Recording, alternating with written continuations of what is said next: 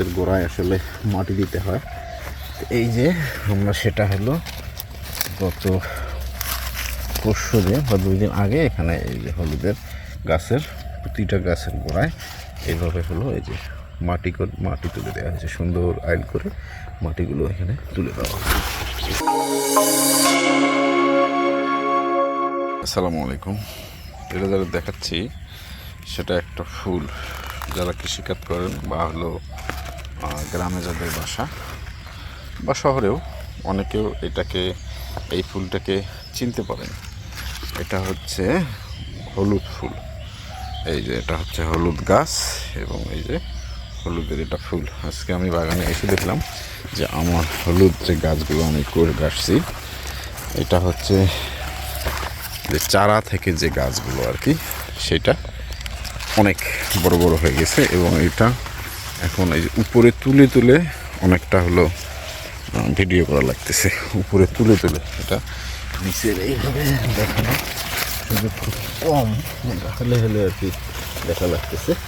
এইটা যেটা বলতেছি যে হলো এখানে এই যে 2 দিন আগে হলুদের আমি দেখাচ্ছিলাম যে হলুদের গোড়ায় আসলে মাটি দিতে হয়। এই যে আমরা সেটা হলো গত পরশু দিন বা 2 দিন আগে এখানে এই যে হলুদের গাছের প্রতিটা গাছের গোড়ায় এইভাবে হলো এই যে মাটি তুলে দেওয়া হয়েছে, সুন্দর আইল করে মাটিগুলো এখানে তুলে দেওয়া হয়েছে। এটা মাটি তুলে দেওয়ার কারণ হলো যদি মাটি তুলে না দেয় তাহলে হলুদের গাছগুলো হলো হেলে পড়বে এবং হলুদ ভালো হবে না এবং হলুদগুলো উপরে বের হয়ে থাকবে। এই কারণে হলুদের গাছের গোড়ায় সবসময় মাটি তুলে দিতে হয়। আপনারা যারা হলুদ চাষ করছেন তারা হলুদের গাছের গোড়ায় এইভাবে সুন্দর করে মাটি তুলে দেবেন। এটা হচ্ছে যেটা আমি দেখাইলাম, সেটা হচ্ছে আপনার এই যে হলুদের যেটা আমি চারা এনে লাগাইছিলাম সেই গাছগুলো দেখেছিলাম। এমনিই সাথে এই চারাগুলো আমার মনে হয় যে সেদিন আমি এখানে লাগাইলাম, আর আজকে সেই চারাগুলো কত বড় বড় হয়ে গেছে এবং একটা গাছ থেকে দেখেন কয়েকটা গাছ হয়েছে। এখন দেখা যাক কী পরিমাণ হলুদ হয়। সেটার উপরে আসলে